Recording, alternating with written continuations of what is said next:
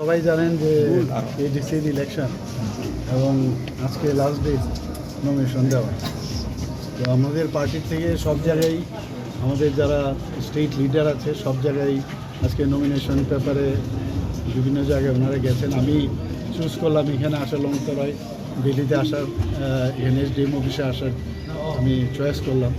তো আজকে তিনজন যারা নমিনেশন দিয়েছেন তাদের হয়ে আমি ওদের সাথে আমিও এসেছি, পুরো রেলি ঘুরে এসেছি। মানুষের মধ্যে একটা বিরাট উৎসাহ দেখা যাচ্ছে, মানে মনে হচ্ছে যে একটা গণতান্ত্রিক পদ্ধতিতে যেভাবে ইলেকশন হওয়া উচিত তার একটা ঝলক কিন্তু আজকে আমরা দেখতে পেয়েছি।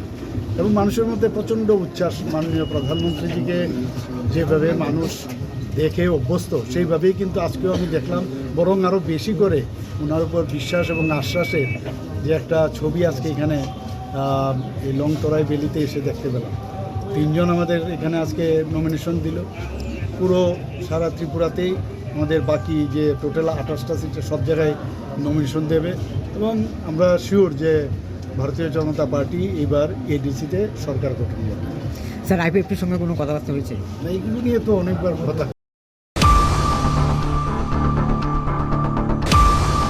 আমরা 100% জয়ের নিশ্চিত।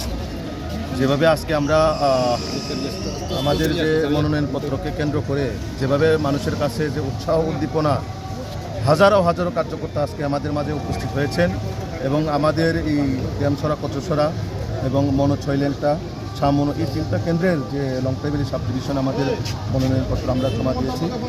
তার মধ্যে একটাই যে মানুষের আশা আকাঙ্ক্ষা যে এইবার এডিসিতে বিজেপি সরকারকে চাই এবং মানুষের মধ্যে সেই আশা আকাঙ্ক্ষা নিয়েই আমরা আগামী দিনে মানুষের জনসেবার জন্য আমরা নিয়োজিত হব এবং আমাদের একটাই লক্ষ্য থাকবো যে এডিসিকে কীভাবে আমরা গুড গভর্নেন্স আমরা দিতে পারি, সেটাই আমাদের কাছে মানুষের কাছে আমাদের একটা প্রত্যাশা আমরা রাখি। এবং জয় আমরা সব জায়গাতেই মানে 28টি আসনে আমাদের জয় নিশ্চিত। তার পাশাপাশি মানুষ দেখেছেন গত 25 বছর সিপিএমের যে শাসনকাল এবং এখন বর্তমান যারা এই 5 বছরে ত্রিপুরামথার শাসনকাল দেখেছেন যে কোনো কিছু কাজ হয়নি। তার জন্য মানুষ এখন একটাই যে রাজ্যেও আমাদের সরকার, ভারতীয় জনতা পার্টির সরকার, কেন্দ্রীয় বিজেপি সরকার, এখন এডিসিতে বিজেপি সরকার হওয়ার পর তখন আমাদের ট্রিপল ইঞ্জিনের সরকার হবে এবং ট্রিপলের মাধ্যমে যেভাবে উন্নয়ন, ডেভেলপমেন্ট এবং ট্রান্সপারেন্সি গভর্নমেন্ট আমরা অবশ্যই এস্টাবলিশ করব।